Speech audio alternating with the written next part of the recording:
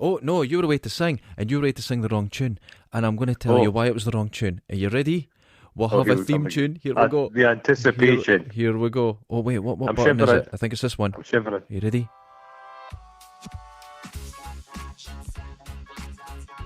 Do you not just feel your shoulders moving? It's like a deep spine thing. It's Oh. feel like it's like I'm being kicked in the bollocks by a chiropractor. Okay. I was looking for a more energetic start to the show. Something, let's go, let's fucking do this. Yeah. This is what Linford Christie listens to when he's knocking one off in the shower. Right, I'm putting it off. You ruin everything. It's your fucking job to ruin everything. So that's that ruined. Funny enough, everyone tells me that. Mother. So everyone, welcome back to our second Film Guffs. And Film Guffs. this week, tell them what it is. It's the charisma. Seventh Seal. No, The Seventh Seal. try again. Is it American Beauty? Oh, Jesus, no. No. Is it Schindler's List? Oh, we're just cheering everyone up. It's Tremors! It's fucking Tremors! I love it! Oh, yeah. 1990, 30 years ago. Are you feeling old? There's been a spate of this going on. People point out how long ago things were. I'm against it. I'm against this because it's making me feel really old. But 30 years. 30 years. So I'm thinking 1990. I never saw this initially in the cinema. Neither did I. It was on video. I saw it, yeah. I saw this in VHS because a mate of mine at the time, his mum worked in the video shop. So we had taken that out for free and watched it. Oh. And it's one What of a these moment. good. There's a subset of horror movies which I enjoy. It's the horror comedy, and they're very difficult to do well. They're very difficult to do, but when it's Very done right, difficult to do well. There's American Werewolf in London. Yeah, it's all right. Yeah, that's a hot. Oh, I love that film. Don't get me started. It's all right. Tremors. Wonderful. Lake Placid. That Horror is comedy. fantastic. Yeah, Lake Placid. Evil Dead 2.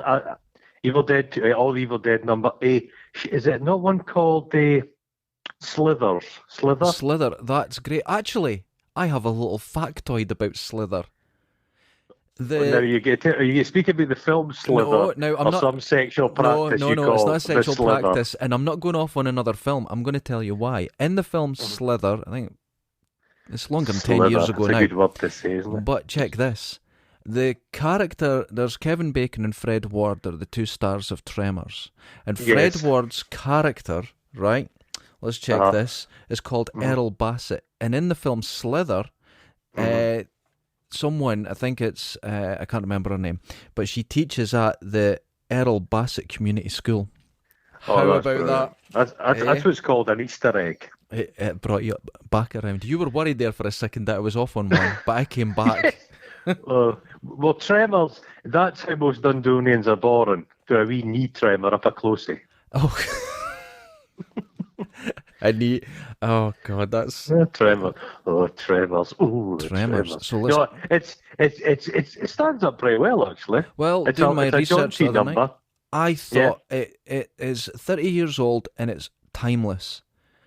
Well, the opening of it is in one. I like it. It's a matte painting. Oh, and it's a good one. It's an American pissing into the void, into the abyss, Into the nothingness. I into think the nothing. that says a lot of Kevin Bacon's and Fred Ward's characters. That says it. That talks about You it. could say that this is perhaps the greatest American film ever made because it's very American. It couldn't be made anywhere else. It's so American. Yep. And it's a slice of America you seldom see. I completely These agree. characters. I've wrote this on my notes. I said, I've got in front of me Ultimate Americana.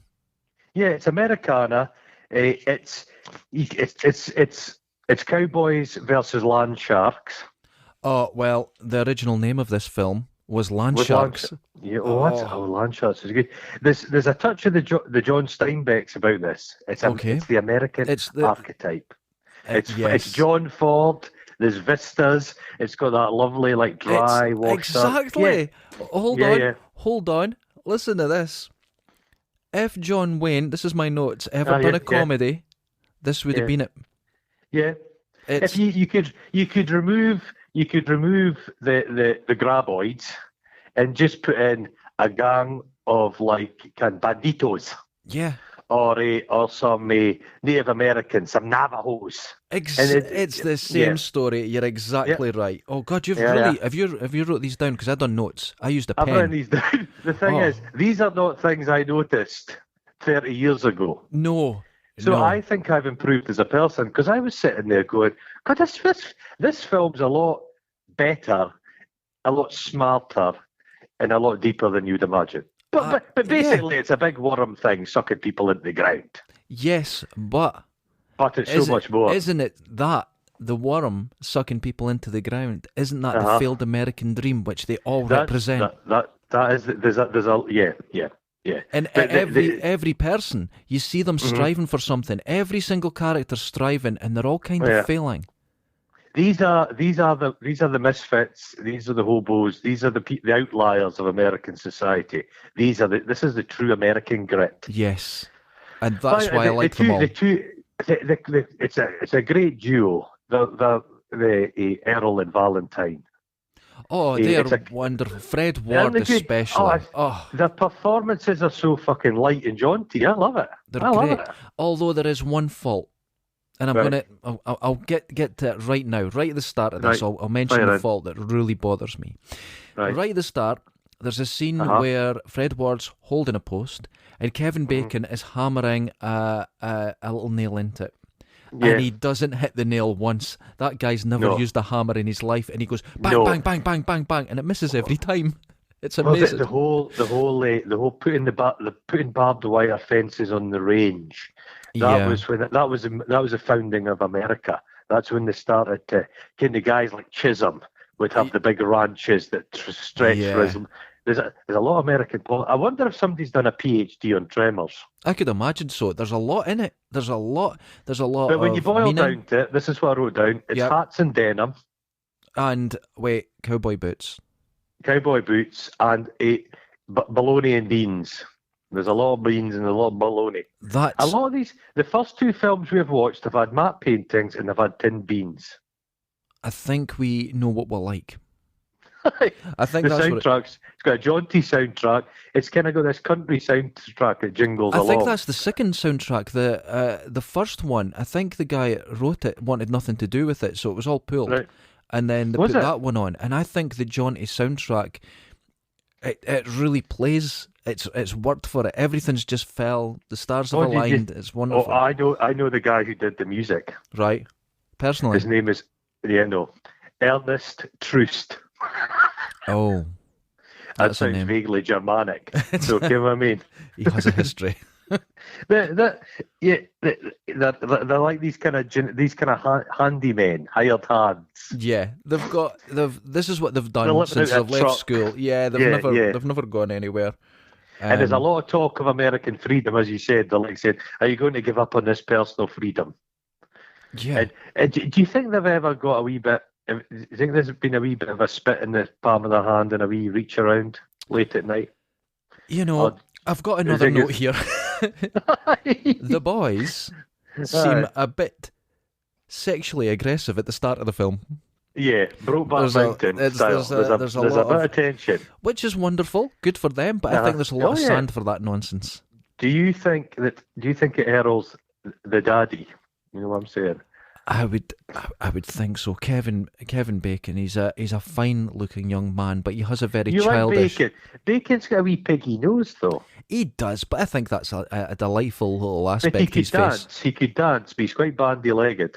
He could. There's nothing wrong with that. I think he was breaking in those cowboy boots. Oh, did you know something about those cowboy boots? To jump forward without going too much forward, but when they're stuck on the rock, the sound of the boots on the rock is incredibly attractive. Click, click, you click, like that? Click, click. I like that sound. Yeah. But, so these poor schmucks are like living out of their van. Do they have a house? I don't think they do. I don't think they do. I think it's. I would imagine there's a trailer. Imagine there's an unseen trailer. I imagine somewhere. Yeah. Oh, but they're just you get a roundup of their day, picking up picking through a what's the town called? Not Paradise. Perfection. They're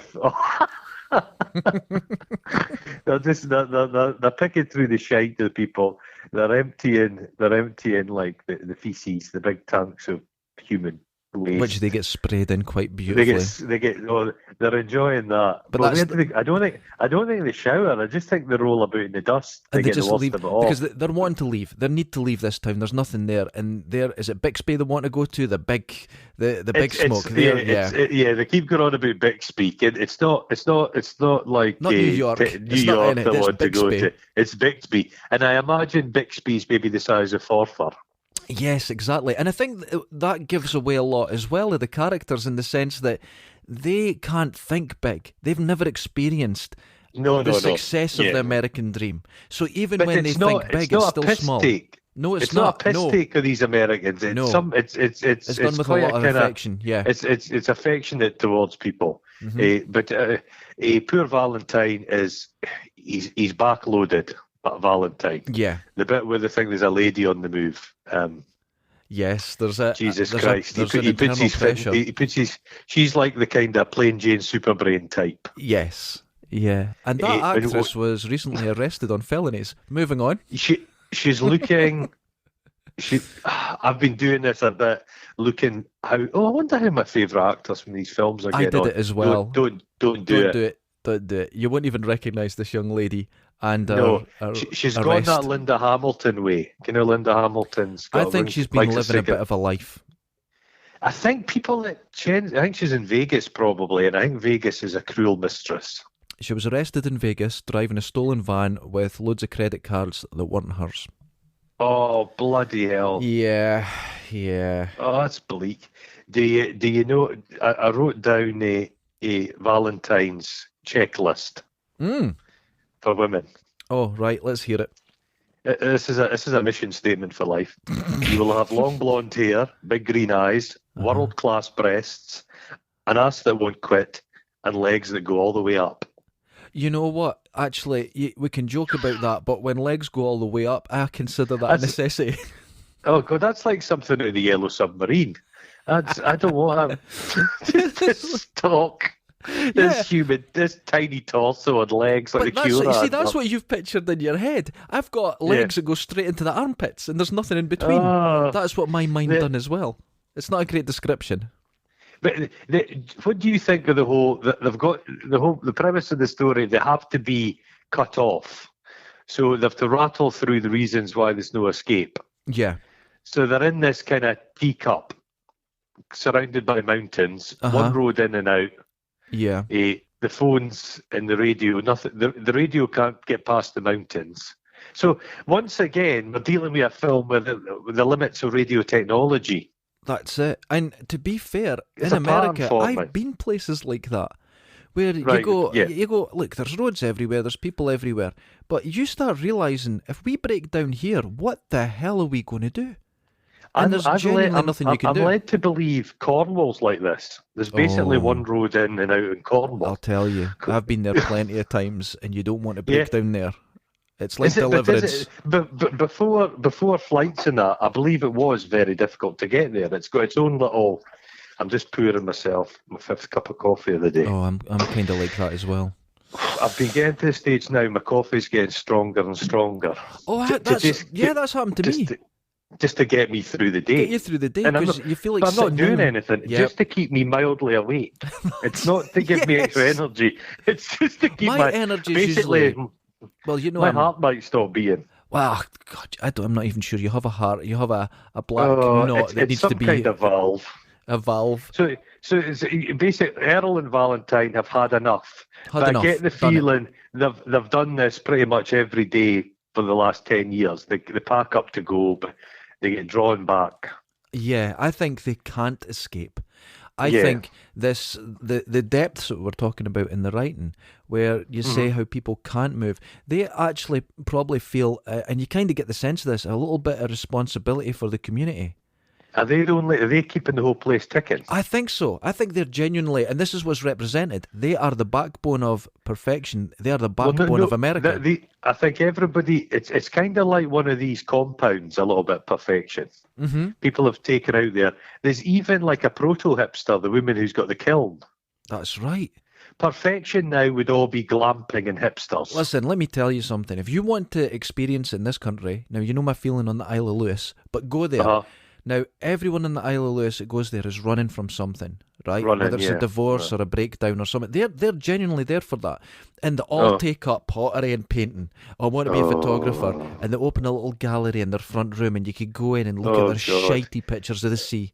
Oh, £30 for a mug. Every single one of them. Oh, I'm going to paint. Oh, fuck off your shit. It's like the Finhorn Foundation perfection. If you ever go to the Finhorn Foundation. You've described it before, yes. Yeah, it's a quirky kind of mad place. We meet. When do we meet? Fucking Melvin.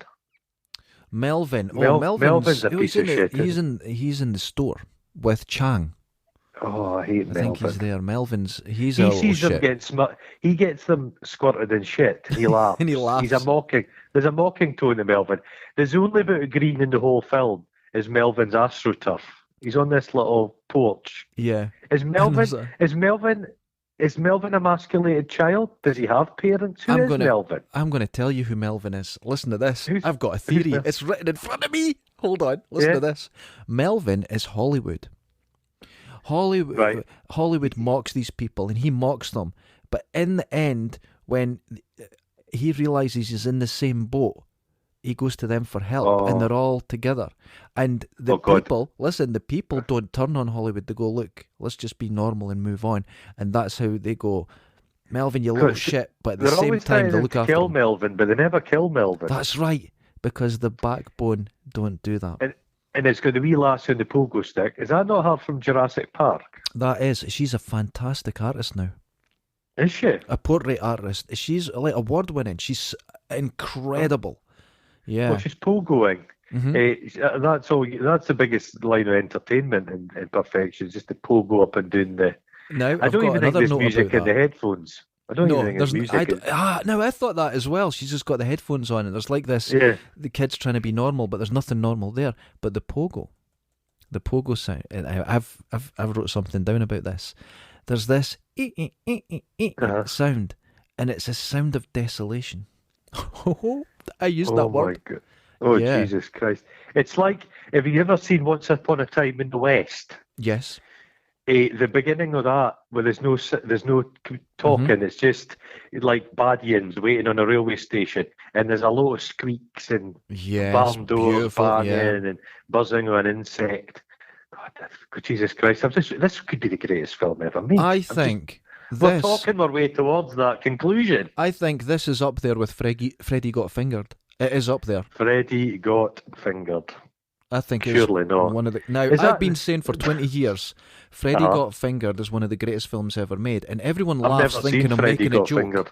But recently, Red Letter Media done a thing on it saying it's one of the best films ever made. Now everyone's looking back on it saying, isn't it wonderful? I've been saying it. I was there, but no one will believe me now. He was married to Drew Barrymore. I believe he's an arsehole. I hear this, yeah.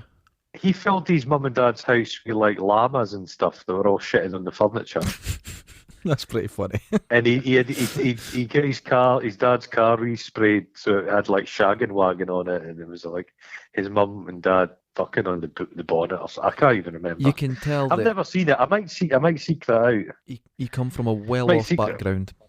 Yeah. So they're trying to make their escapes. Okay. Earl, Valentine, and it doesn't go well. And it cuts away to there's something going on. People are getting hurt. There's something happening, but you don't know. Well, the guy's up the pylon. It's up the pylon. They find him. Edgar Deans. He's dead. He's a right crusty look. There was a pylon. I grew up next to a pylon. Mm-hmm. And it used to buzz in the rain. And I think they've said that pylons actually give off something. Hold on.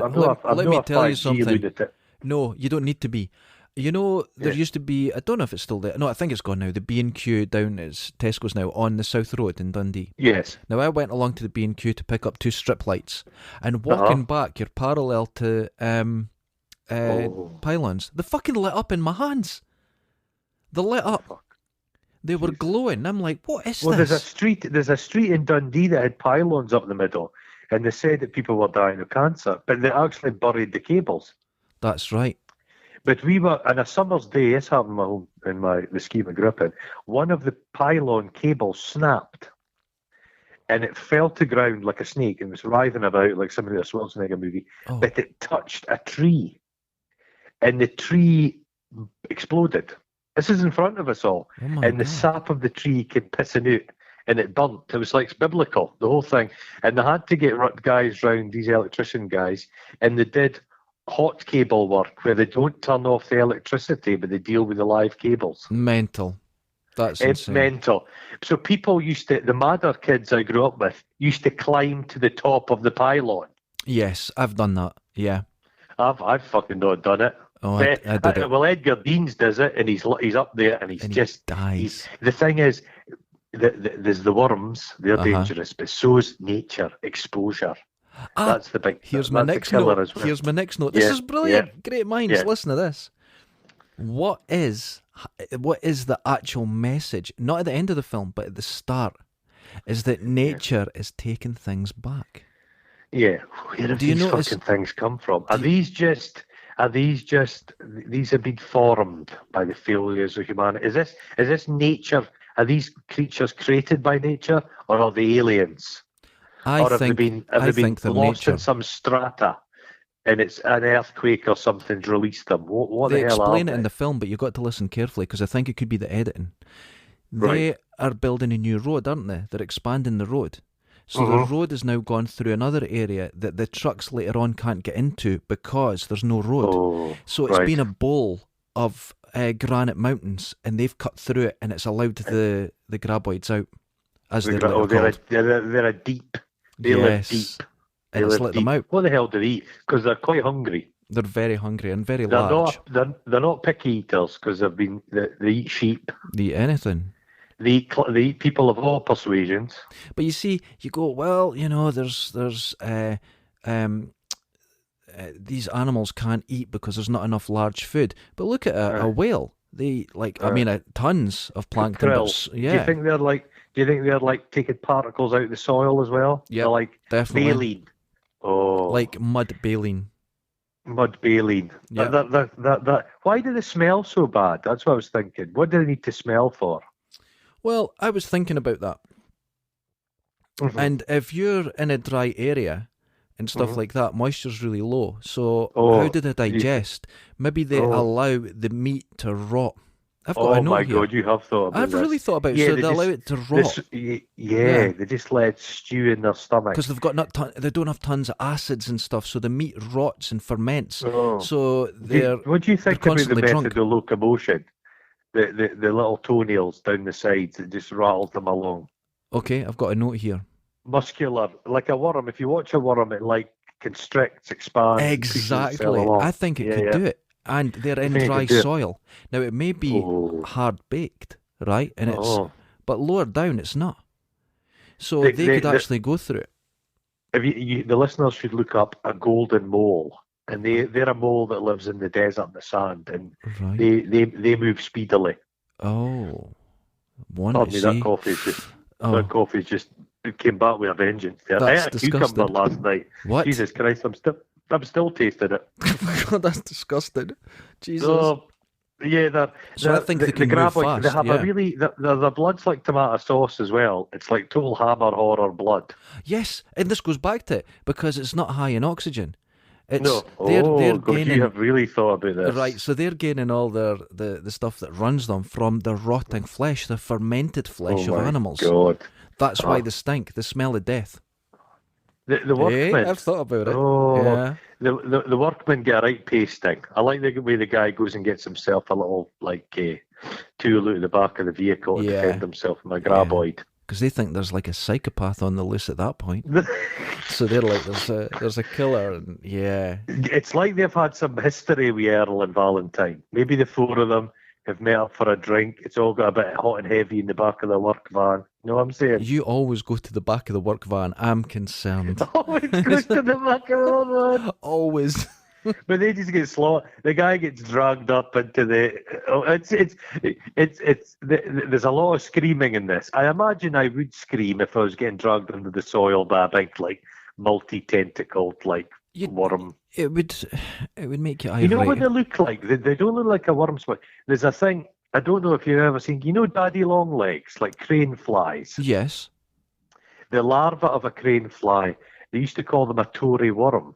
All right. Where I come from, and they're like, or a leather jacket, and they're like these horrible, fucking leathery-looking worms with these funny little heads. Really? Yes, the thing they is, look like a graboid, but obviously they're like. We should explain they're an inch long. We should explain to everyone listening.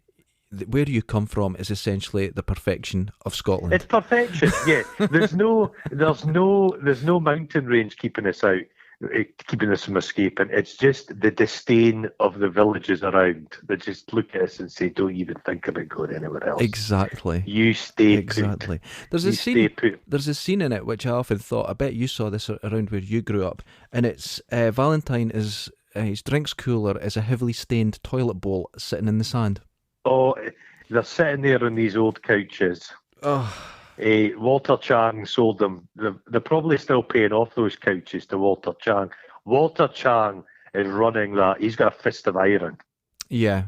He's How many customers has he got? There's not that many. They were people all there. in it at one point. The whole village, the whole town. Perfection. I think they called it a city, but everyone was in it at one point. So it's not a lot. So they've quickly. Okay, I'm trying to think of it. Rattles along at a pace. It's the very. Guys up, the guys died up in the thing. The middle class. I love the middle class couple. The doctor. Now, here's my note about that. This is the scene where their generator disappears. They're in the dark and they're building their house, living in a trailer, and they're building a house. The dream house. This is their life. Isolation in the desert. Retirement maybe, and they hear a noise and there's something going on, and then the doctor, he gets dragged into the ground, right? And then the woman jumps in the back of the car and the car gets dragged in, which was a recut of a scene because it was actually meant to be quite bloody, but they took it out or something went wrong, so they made just the car that could lights. Be perhaps that scene's maybe the most pure horror scene in the whole film. Yeah, and I think it's quite an effective horror. It's the bit where he's getting sucked under the ground and the 2x4 gets split in half. He gets the whole power of the things, and she's it's horrible. But the best part of that scene, apart from the where it sort of has a distant shot of the headlights going up towards the sky, which is it's a great impression of what's going on. But the best part of that scene is the song that's playing on the car radio. Is Drop Kick Me Jesus Through the Goalposts of Life. How about that? Wonderful. Wonderful. But they just get buried without trace. The bit where they find the guy's head under the hat. Oh, that makes you jump. Were they leaving him for later? Because what a mole will do, a mole, it'll encounter a worm and it'll bite it halfway down and it paralyzes the worm but keeps it alive. What? So the worm has a larder. I am suggesting there may be a graboid larder. So they basically just bury you up to your head. Can they just suck you down and then come back you for you? Maybe they've just nibbled at your spine a little bit. They've crushed you with their tentacles. And you're like, oh, that's horrific. And you're just kept there like a parsnip. Did you notice something else about their tentacles that come out their mouth?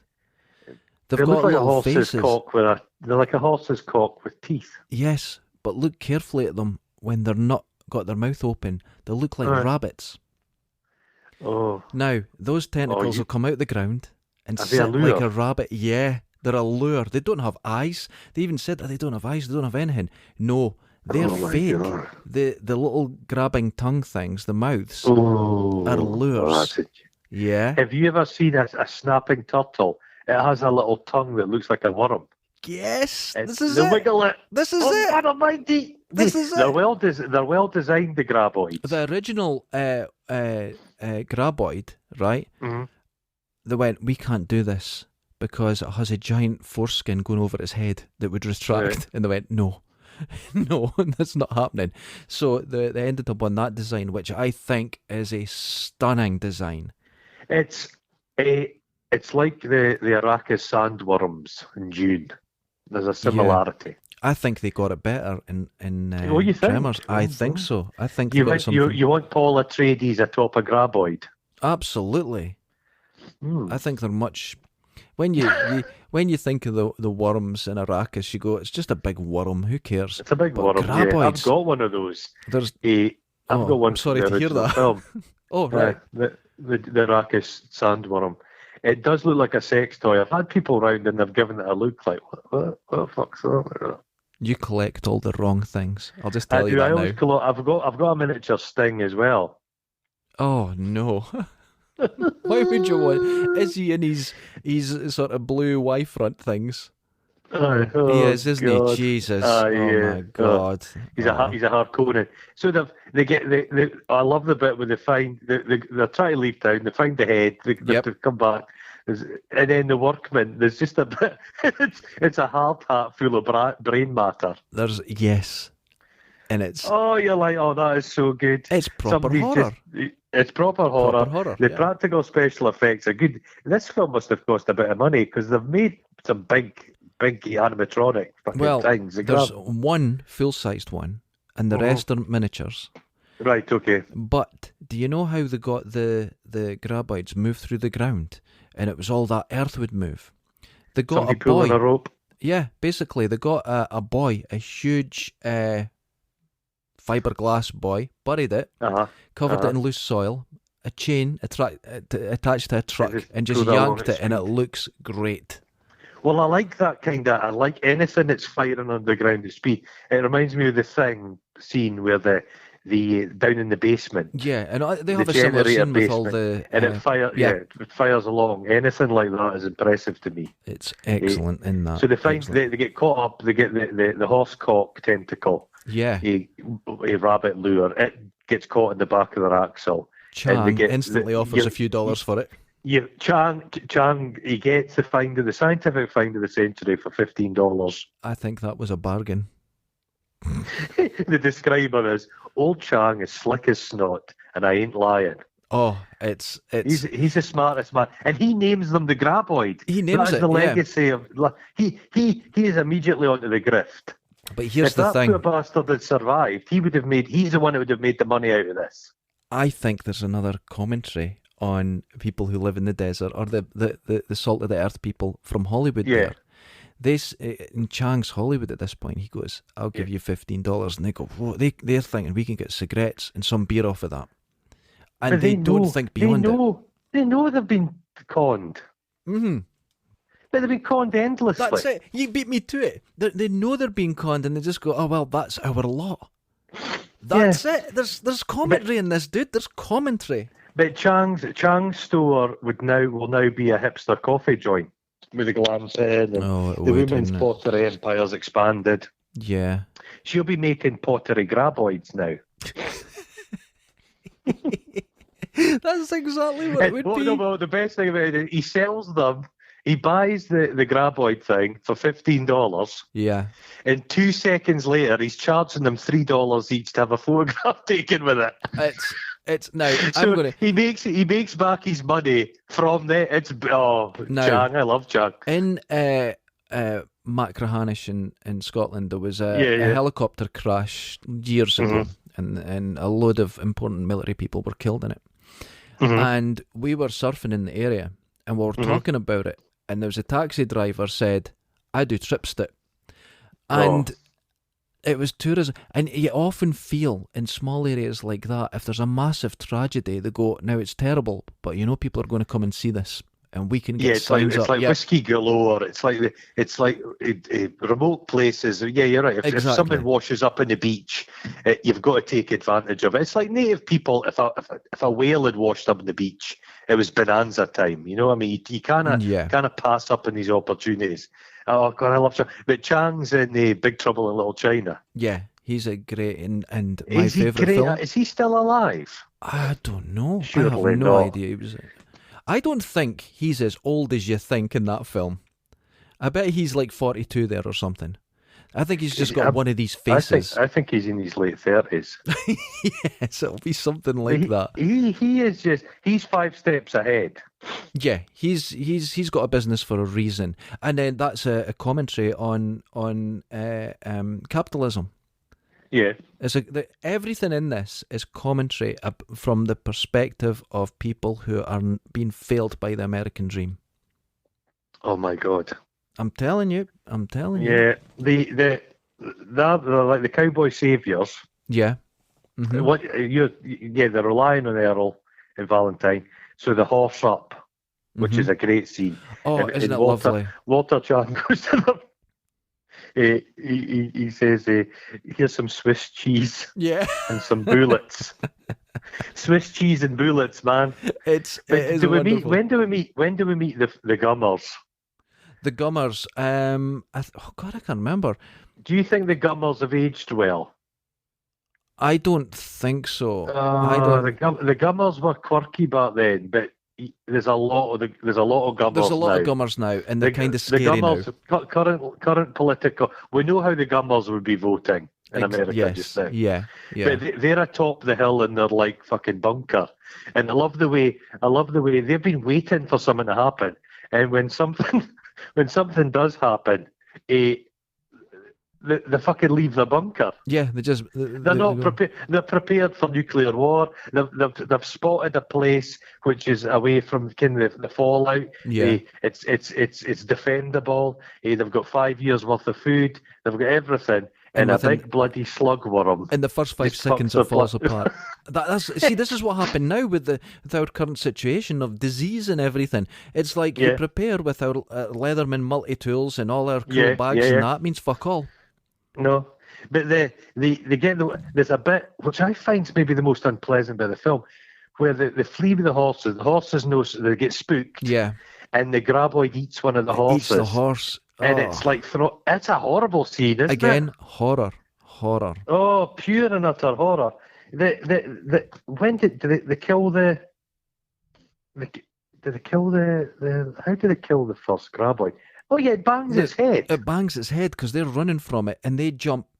No, but surely its head's a wee bit tougher than that. It's like an eggshell. You do know it's a film. Oh, but again, its head would be like a fucking bullet, but no, it gets. Wait a minute. I actually thought about this as well, and I wrote a note. Right. Did you notice what it crashed into? Concrete, like a water channel. Yeah, but concrete is not granite. No. And the concrete was angled in the way. So when it puts its radar out, it bounces down. It doesn't see it. It actually is reflected perfectly into the ground. So it didn't see it, and it pelts into a full whack, and it kills itself. I thought about it, man. I thought about it. I've never heard these theories before from anyone. I'm a fucking B-movie fucking genius. I'm magical. I tell you what I love about this film as well. There's some great fake rocks. There are some excellent rocks in it.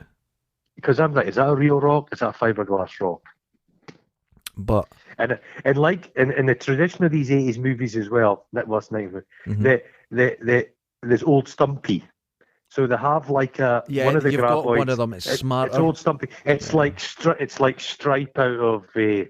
Gremlins, exactly. Yeah, that's the one with the personality. He's the smarter one. He's the Moby Dick of the graboids. That's it. And he's got a wee personality. And Moby Dick was obviously all about what's he called? Ahab. No. Ahab. So is Stumpy Valentine's Moby Dick? Yes, and it's his personality about escaping, and it's his life, his failures. They're grabbing them back to perfection. They won't let them leave. Yes, that's it. Oh my God! And he's killing something that can't be killed. He's trying to do it. Then, but we'll get to that. Yeah, this is it. What do you think? We spoke about The Thing. There's no women. There's no romance. Mm-hmm. But the romance in this is quite sweet. It's quite chaste. It's very chaste. It's very, and that again, God almighty, you're really on the same page as me. I wrote a note about this. He gives romance, her his jacket. That's right. And you want to know why it's innocent? Because they're representing the purity of the backbone of America. And they're showing the purity. And it's not this Hollywood view of they're all drug addicts and they're stupid and they're backward and we're the smart people. It's showing the purity that it can come from it. Everyone smokes in this film. There's a lot of cigarettes. I get sponsored by Marlboro. Yeah. Marlboro Man. It's very... You wouldn't get that now, but that's an honest view. That's a clear view of what it looks like. Do you know it was filmed in the same location where Star Trek V was filmed? Oh, was it? Yeah, I've been doing my research. I like the lassie. She's really good. She's good, like the science. But I have a theory. That Valentine is not what he seems. Right. I think Valentine is a graduate and he's hiding out and he's pretending to be simple. Because he knows all about the science. He knows about the geography. He knows about the things, the detectors in the soil. Now, here's the thing. And then he goes. They say they're on the rocks. I've got an issue with them being convenient pole vaulted poles.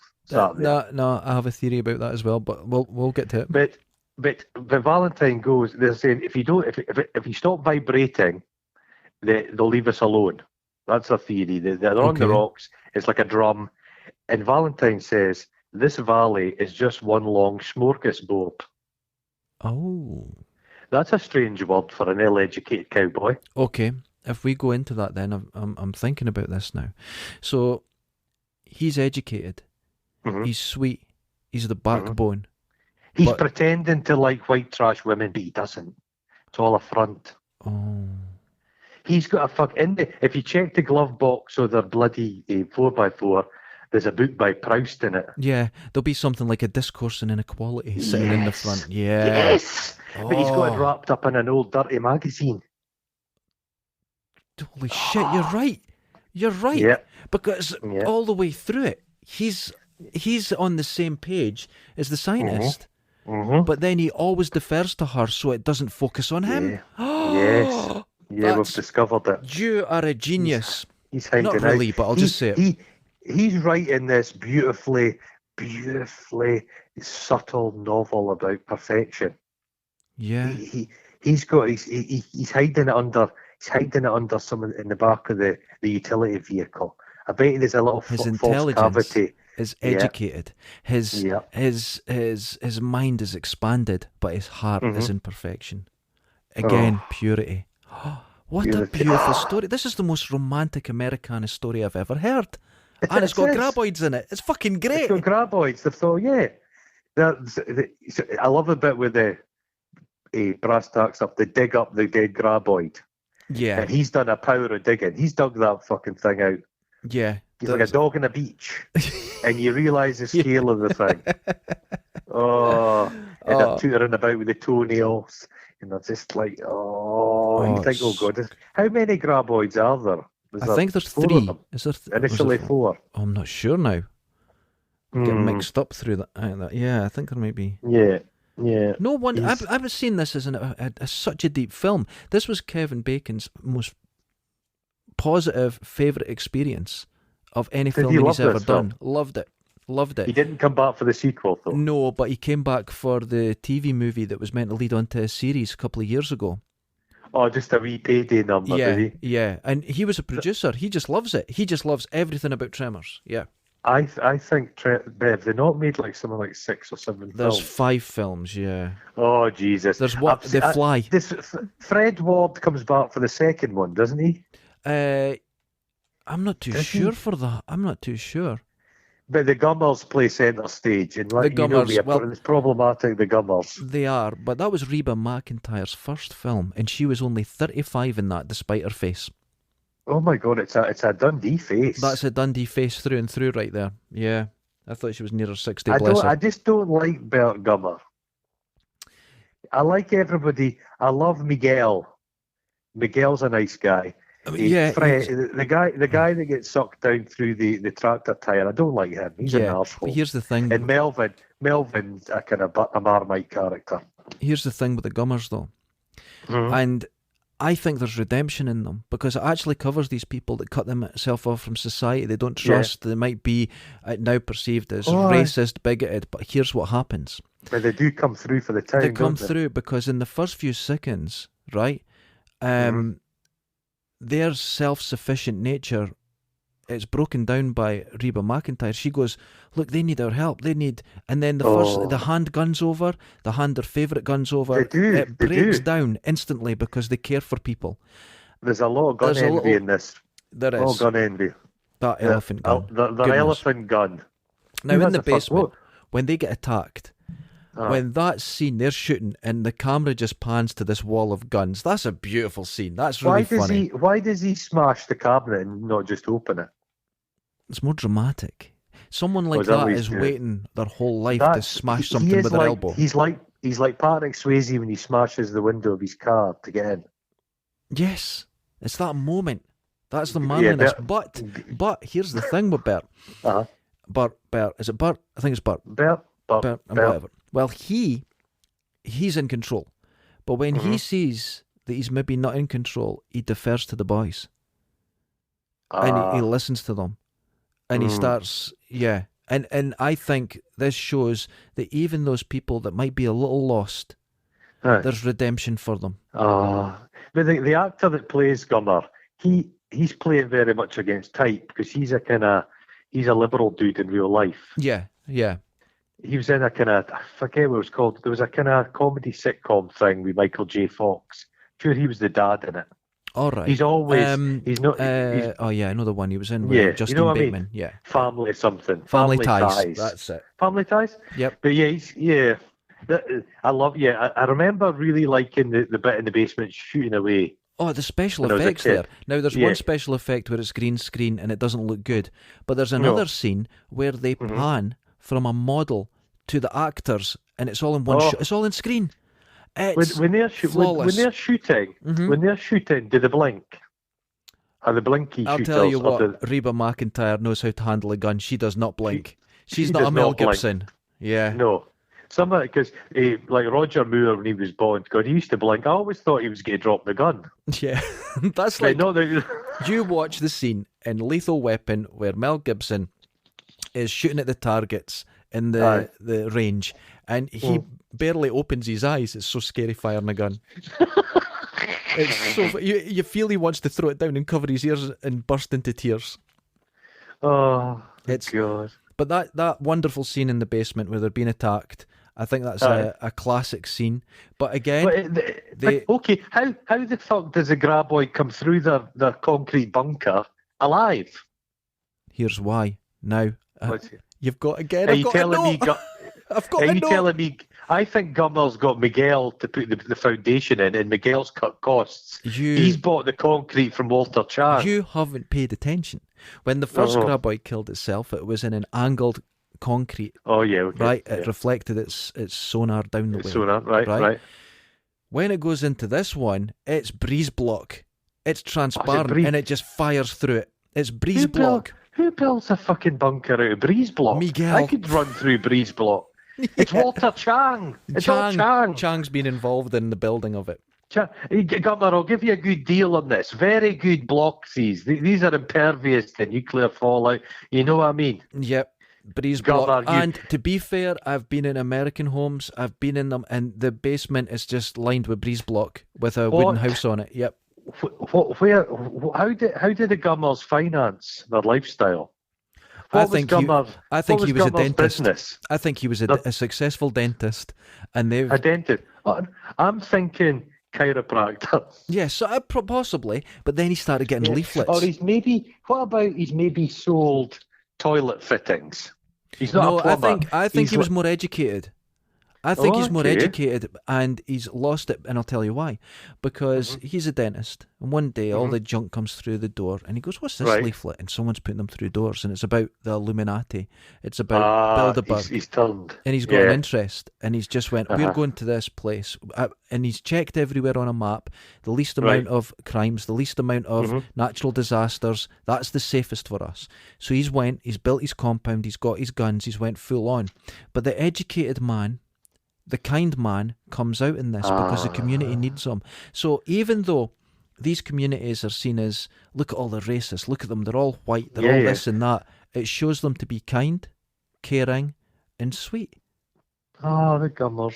Even because you see Reba McEntire's character, she goes, but come on, listen to them, listen to what they're saying.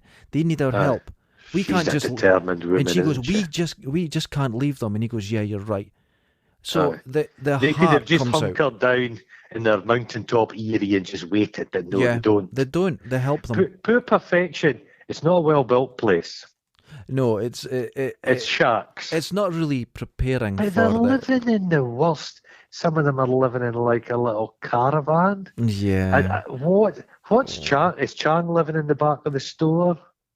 I think Chang will go out to a reasonably well-maintained motorhome. I've got that feeling. One of those fancy Aero. I think he goes out to that, and it's really quite nice in it. And he'll have like lava lamps, and there'll be lava lamp, a big modern television and video player. He's got stuff. He's okay.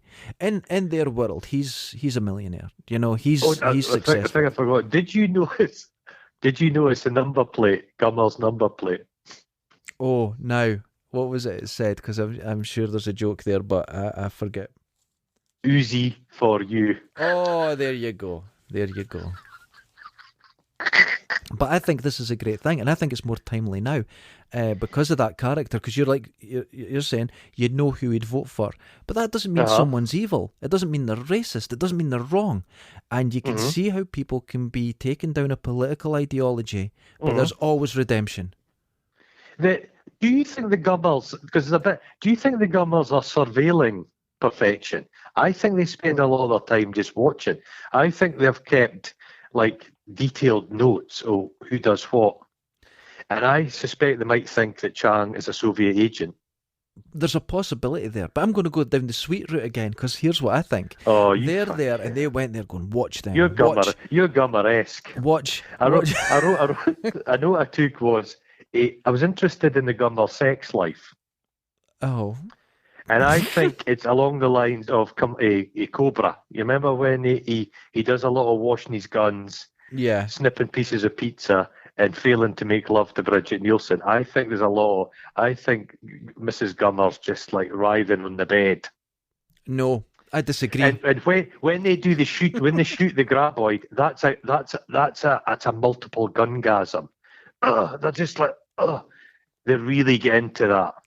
I disagree. I'm going to tell you why. That's taking the cork out of the bottle for them. No. No, I think it's going to ruin it for them. And I'll tell you why. I think, even though their fears have got them there, they don't want to live in fear. And when they're together and they have moments, they make quiet, gentle love. Oh, just gentle. Does he stroke her hair? He does, and he's full of love and compassion. But his hands will smell a little bit like gun oil. And that's it, and the gun oil, and he'll look at them and he'll go, what have I done? And now, remember I said, after I do something, but I'm watching porn, and then once you're finished, you look at the porn and you go, you fucking sinner. When he's with his wife in these moments of romance, he looks at his hands with the gun oil on it and goes, what have I done? But when the moment's over, he goes back to his fears. And well, you've got to remember, Bert, he doesn't even get penetration with an elephant gun. He doesn't. Penetration. I think she says penetration. I'm telling you, she's sexually frustrated. She says penetration about 4 times. Yes. She might be. Yeah. I'm suggesting Bert Gummer is not well endowed. It's a possibility. Whereas I think Melvin's got a good 10-incher on him. Melvin's no worried. He sits back all the time just laughing at people. He's confident. He's confident. He's just sitting there. They've all seen him coming out of the shower and they're like, oh, fucking Melvin. Typical. You know what we did forget? When the graboid got killed in the storm drain, we forgot to say the best line of the film. Fuck you. Brilliant. Who wrote that? And it's delivered beautifully. He's got quite a face, Valentine. The kind of, as you say, a pinched look. Has Kevin Bacon got a brother? No, it's Matt. It's like you kind of, there's Matt Dillon. Matt Dillon, Kevin Bacon, they're all the same cloning Matt jar. Dillon's got the brother. Kevin the ugly Dillon. brother. Yeah. Has Kevin Bacon got a good-looking brother? I would imagine there's plenty of Bacons all over the place. I imagine there's just Bacons left, right, and centre. It's like, yeah, it's a. But Bert's quite funny because he's gun toted, but he's quite chaste because he doesn't say motherfucker, he says mother humper. Yeah, I think that's something that would go because with he's desperate. He's desperate. There's a lot. I think there's a lot. I think every Sunday in Perfection, they meet up in an open space and they throw all their car keys into the middle of the place. Oh. I'm suggesting everybody's been through everybody else. You see, here's where we're going to disagree. And I think Melvin is everyone's cuckooed by Melvin. Melvin goes round and sees other wives. See, here's That's the thing. what Melvin's there for. No. Melvin's a stud. Melvin is the perfection stud. I refuse. The women have paid to have Melvin. Melvin's paid for by all the women. I refuse for you to ruin He's a this gigolo. film. No, he's a gigolo. I call this film romance, and nobody's doing that. Do you see when it's the little girl on the pogo stick? Her mum seems very nervous. She's come from a bad background, but why is she there? Because she's come into this area and everyone's taking care of her, and that's why she stays. Oh, but she is she's an artist, so she's more sensitive than other people. She is, and she's a bit nervy. You if don't someone really knocks see on the much door, of she'll get a fright. You don't see much of her pottery. She is building a kiln. Yeah, a new kiln. And this is why everyone goes, look after her. I'm gonna say, you go and wife swapping perverts, right? And I'm not. I'm gonna call everyone here good people, and they've got a lot of time in their hands. The weather never changes. It's just the same. True. There's not a lot of people passing through Perfection. No, do they have one of those signs that says Perfection population 20? I would imagine they did, but someone shot it. Imagine Valentine put a bullet through it. Well, the thing is, Bert Gummer could sit on top of his compound and just pick everyone off. Just snipe them, yeah. But you see, snipe the whole lot. But he wouldn't, because deep down in him, he's a caring person, and he wants to care again. God. But he's got too much fear. Do you like that kind of A-Team scene where they're making all the pipe bombs? That's a great scene. But it's community comes together. A community comes together. At this point, the graboids come into town. They're attacking. They're knocking buildings down. That's a frantic wee scene, isn't it? Chang, what a death! Oh, Chang! It's like Quentin Jaws. Yeah. He's dragged down. He kind of deserves it. He kind of deserves it, Chang. But everyone tries to save him. Nobody really goes out of their way to help him. They don't lament the passing of Chang overly. They don't. But here's the thing. Do you notice that everyone, they're arguing at the start, they're being people, but they all come together. This is the backbone of Americana. They come together. They're a community. I'm not going to have anything said about this with your wife swapping fucking antics. This is purity. Yeah. This film is innocence. Yeah. The graboids, the graboids, it's like Sodom and Gomorrah. The graboids have been sent by God to punish the evil town of Providence for all its sexual deviancy. This is it. But you're wrong. It's not. This is the American dream dragging them under the ground, and it's not real. You're right. So they're all quite selfless when they're all trying to save each other. They are. They all think when it's getting wrecked. They get the big cat. They get them dragged.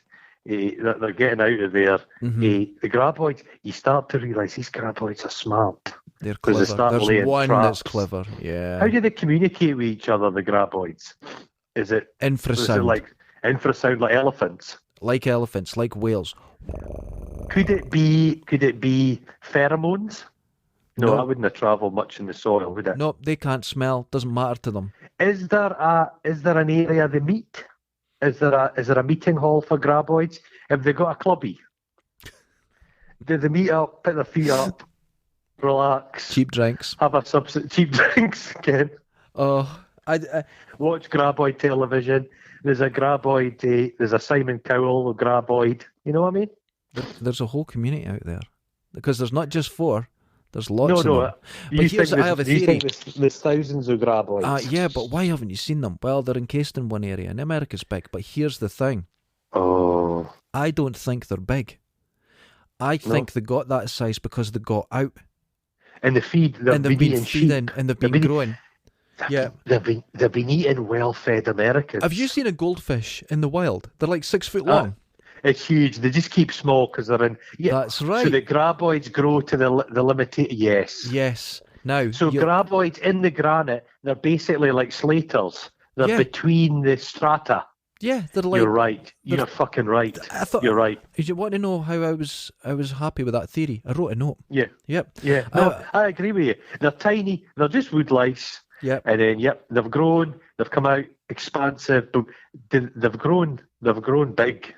Yeah. They've only started appearing because the PhD student prior to her. You're right. It's the roadworks. Yeah. They've uncovered them. Yep. Correct. This is it. So that it's not often I say that, but you're correct. I am correct. And they're little graboid rabbit heads. I'm sounding like I'm a bit obsessed with they end up on the rocks, and once again they go die of exposure. Yeah. But I love Gummers. Like, he's got a suicide fantasy. Yeah, he wants to be the hero.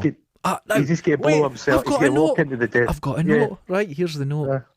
At every stage in this, he is probably grown up bullied or something, and he feels he's a bit of a beta male. And at every stage, he wants to show his wife, I'm a man and I'm willing to do anything for you. And this is romantic, and he's willing to die. God. And she goes, but you don't need to do that because she already loves him. And he doesn't know because his fears have got him there. I wrote a note. Yeah. This is the most romantic. He's one of these guys that want a war so he can prove himself. Yeah, and he's willing to die just to show. You're right. So it's like Gummer's lament. Yes, this is it. There's a lament. There's a poet's soul in Bert Gummer. And then what does she tell him? She tells him that he's all right. She tells him that he's brave enough. She tells him that because he didn't know because of his insecurities. They almost fall out, him and Valentine. Yeah. There's a bit of a standoff. But But what does his wife tell him? She's the one that talks him down. She strokes him. That's right. Because he feels nobody points a gun at each other. There's no Mexican standoffs in none this. of that. And that's another beautiful thing. They think, because some people, this is a commentary on Americans with guns. They've all got guns. They just shoot each other. These people live with guns, right. And they don't. That's not their first choice. Because they even say, look, our guns are no use. We need this graboid's smart. We need to outthink it. They can't get penetration. Can't get that deep penetration is not achieved. They need deep penetration, apart from Melvin. But but then there's a bit where Gummer gives Melvin a gun. It's unloaded. It's unloaded. Finally, he's like that. You can fuck my wife, Melvin. But don't come in you're not coming in your gun is going to be firing blanks. But here's the thing, right? All this thing, do you think that Bert's maybe a bit impotent and this is his insecurities? Yeah. But his wife doesn't care. She goes, I love you for who you are. She doesn't care. She doesn't care. No. Isn't that's romance? Well, he lets me down as well, Gummer, because he's got poor pipe bomb security. There's not great pipe bomb security. When I was about 1986, there was a firework display in my hometown. Okay. And one of the rockets went up, but it came back down, and they just had all the fireworks in a box together. Mm-hmm. The firework went into the other fireworks, it exploded, and all the fireworks went off immediately. So rather than like a half-hour show, it lasted 30 seconds. And the fireworks were coming out. So, but they're fishing for the graboids, and I love the way it works once. But that's not right. twice. Not twice. They're intelligent. They're intelligent. But here's the thing. I wrote a note. Are they intelligent or are they learning in the sense that a very basic computer program looks like it's intelligent, but it's not? So they're a sensual animal. Yes, because they're so primal. Our they can match our intelligence with learning something in the sense right away. So if something hurts them, they learn that right away. If something has tricked them away from food, they learn it instantly, but they're not thinking in the way we do. I think the graboids have got a good sense of taste. Right, because there's a bit where they're like licking the rock. Oh. It's like a salt stick. Yeah, they know what's going on. And they've got a taste. I think they've tasted sheep, but I think they like human meat. They like the long pig. That's it. You know, they like us. We'd be nice and salt. Human beings are nice and salty. I don't want to know why you know that, but we'll go on to the next bit. They're on the rock. Yeah, they've done the fishing. They're fishing up to a degree, but once again they're just all gonna be dead on that rock. Going to be dead. They're gonna be drinking each other's piss. This is where sacrifice comes in. Mm. But the guys who were willing to leave because they hated the place are the first to sacrifice themselves for it. And who has the great idea? Carry on. Professor Valentine. That's right. That's it. Because he's the symbol. He's the symbol. Yes. Oh, and Professor McKee. He's been watching. He's been listening. He's formulated a little plan. And where does the plan take place? Where he was pissing into the void. You've got it. Place. Now, wait, circular. I wrote a note. Yeah. Where he is pissing in his disdain for this beauty. Aye. Right? Because he's lost in life. Something's he can't leave. Is the thing that saves him, and it tells him your heart is in the right place. You're okay. This is my hot take. Right. He's been standing on the edge of the cliff. Right. He's been peeing into the expanse. He's looked down at his willy. Oh dear. Now the willy looks like a graboid. I see what you're saying. Hanging over the edge. Hanging over the edge. He's thought, imagine if a big worm was to throw itself off this cliff. Your theory is excellent. It is. But it's not perfect. It's not perfect. I'm going to stick with my view of the beauty of this film and the intelligence of it. And there's a bit of like a kind of Indiana Jones feel to that. Yeah. They're all running for it. The graboids come in. He throws the pipe bomb behind it. But do you notice he doesn't run on his own? Up. He doesn't run on his own. The two people join him. The girl who's the romance, she's willing to run with him because she recognises. Errol never leaves his side. Doesn't leave his side. Never leaves Friendship his side, and love runs with him. Runs with him towards his destiny. That's what I wrote this note. I wrote that. Yeah, it does. That's what happens.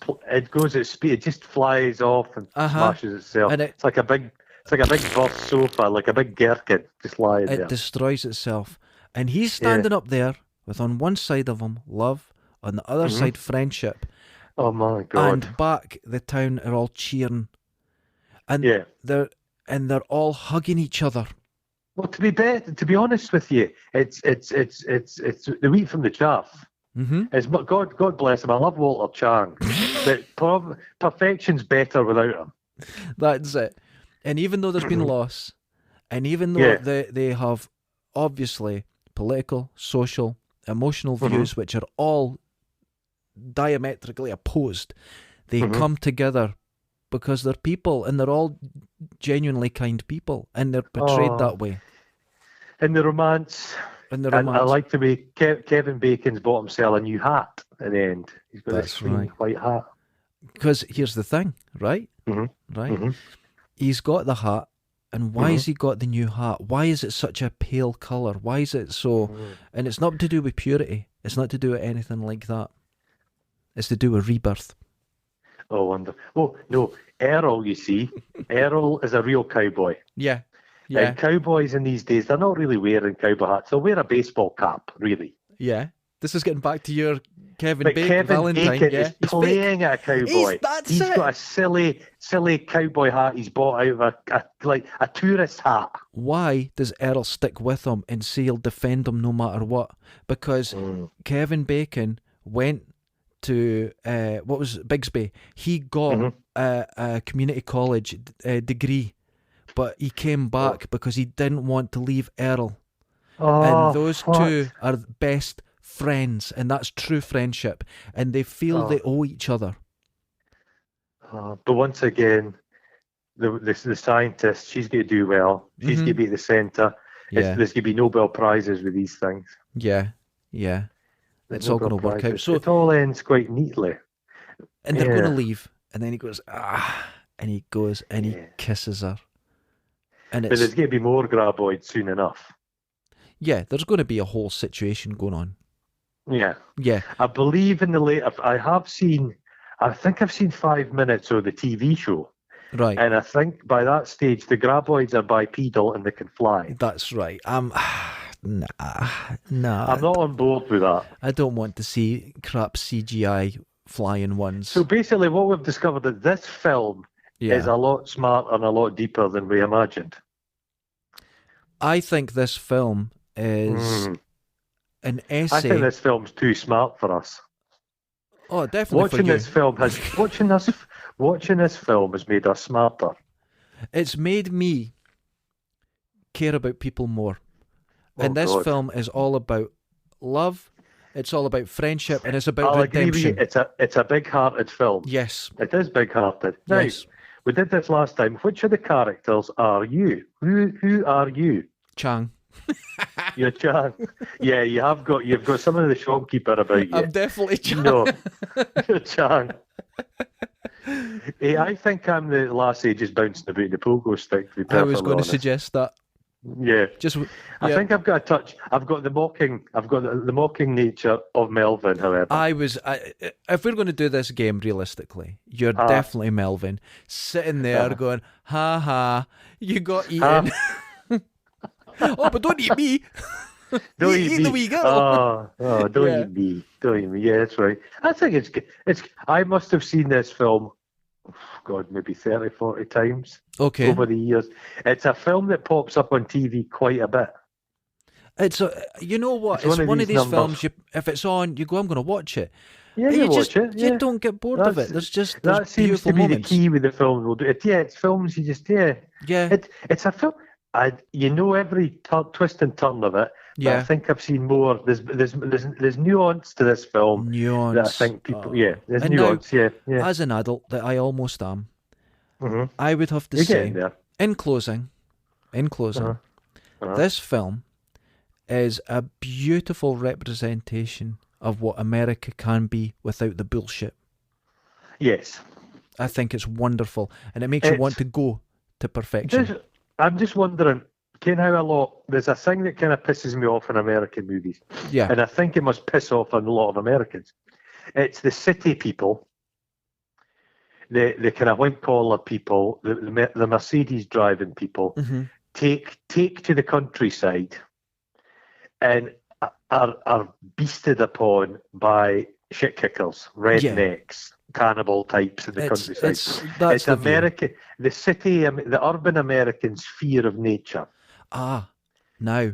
But this film, it's like it's made by people who kind of know. It's not made by city people. Yeah. Do you think? Who's the director of this film? I have no idea. For doing research on it, I didn't even look into it. I didn't even look into it. Did I write it even down? Oh, this is going to give you a chuckle. Yeah. The director of this film is a guy called Ron Underwood. Right, that sounds familiar. And do you know how much this film cost? How much did this cost? $11 million. No fucking way. Yep. Well, it looks like... we forgot to mention, this is a Universal movie, so this is like Universal Monsters. It's a Universal monster. We don't need fucking Frankenstein's monster. We don't need the Wolfman. We need graboids, but made properly. Because I watched the start of one of the latest, number 5 or something, right? And it's set in the Antarctic.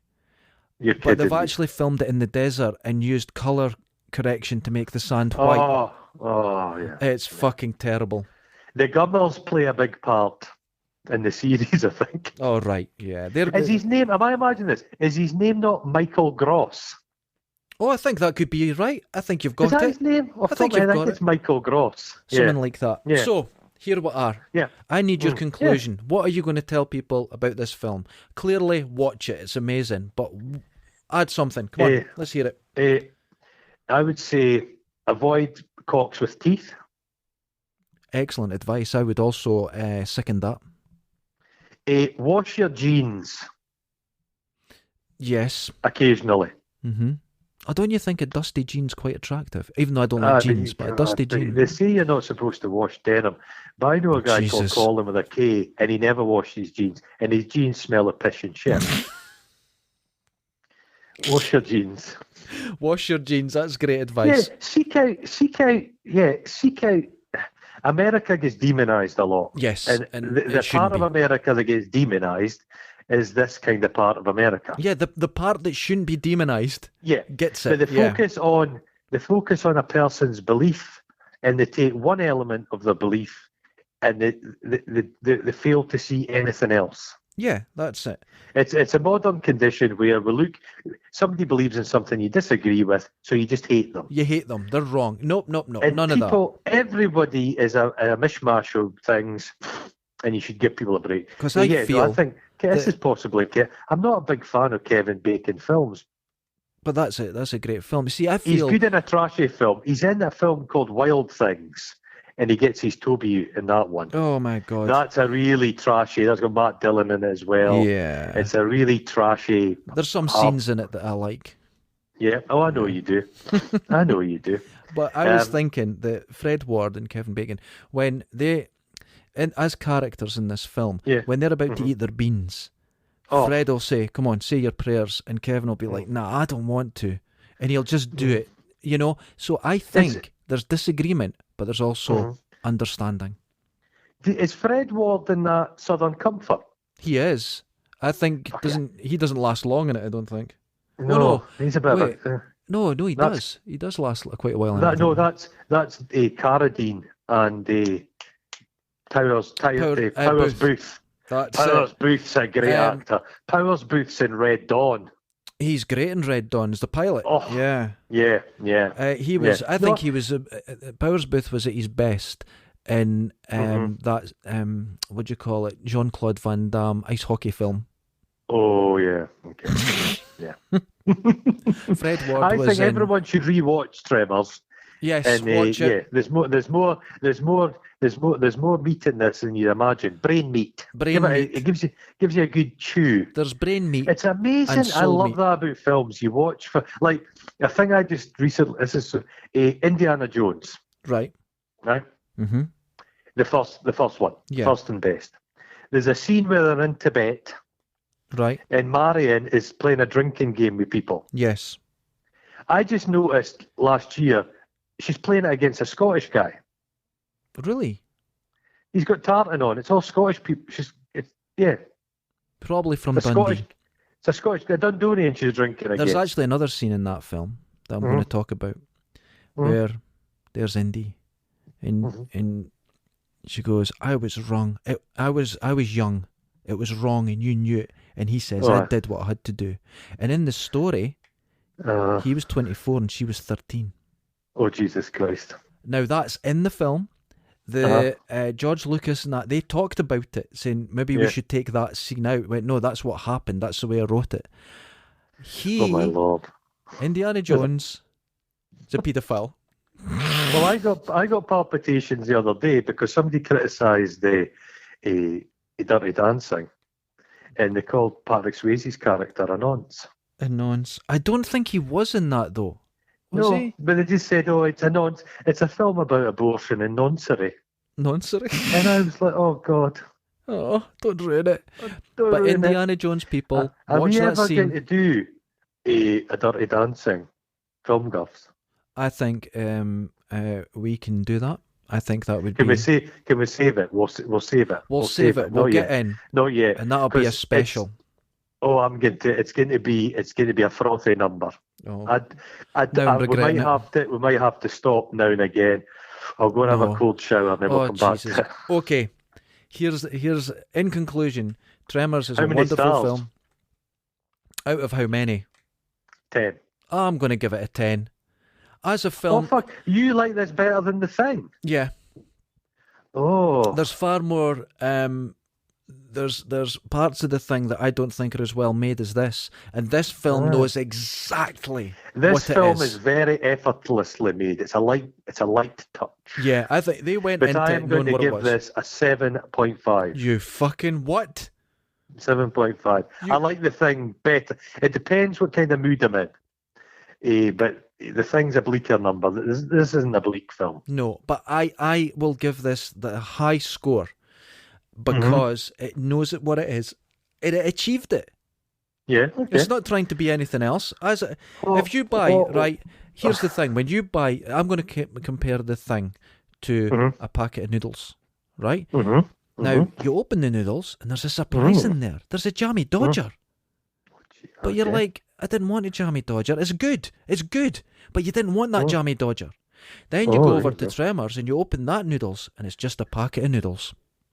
Maybe more noodles. But you get two sachets. Okay. No, it's just noodles. It's exactly what it says on the tin, and you're happy. Okay. Now, you're happy with getting the jammy Dodger, and you'll talk about that jammy Dodger for years, but you weren't expecting that jammy Dodger, and you don't really want it. You wanted the noodles. That's why you opened the packet. Okay. See where I'm going? I have had an idea for the next film. Okay.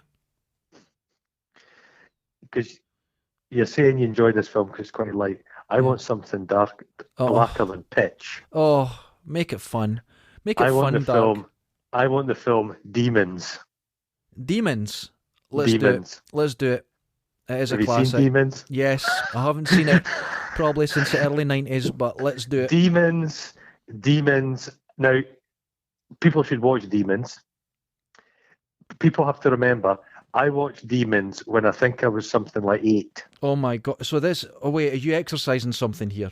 Yeah, because this film, we did like a charity event for something where people were cycling on exercise bikes for some local charity. And there was a kind of rec room, and all of us young kids, they were just putting on films. Right, okay. To keep us entertained. And I've told you this before, my mum and dad, people in my hometown, they thought that genre movies, horror movies, were just silly for kids. Yeah, I got that as well, yeah. Totally. So they just stuck on Demons. Now, there's Demons and there's Demons 2. They're essentially the same film, but Demons. Oh my God, let's watch Demons. Okay, join us next time on Folk in Scotland's... That's got a good soundtrack. You like a soundtrack. Film Guffs. It's got a good soundtrack. Okay, Film Guffs for Demons. Hold on. I think that went really well. Yeah. I think it maybe went too deep. I didn't expect that level from of discovery. Me. Yeah, from me. Just fucking say it. I'm going to say it. I think your brain's overeating in times of lockdown. I think you need to have a nice glass of milk with some nutmeg. I'll go and lie down. Yeah, just go and lie down. Laters, folks. But check under your bed first, because there might be a graboid under there. It could happen. Laters. Ta-da.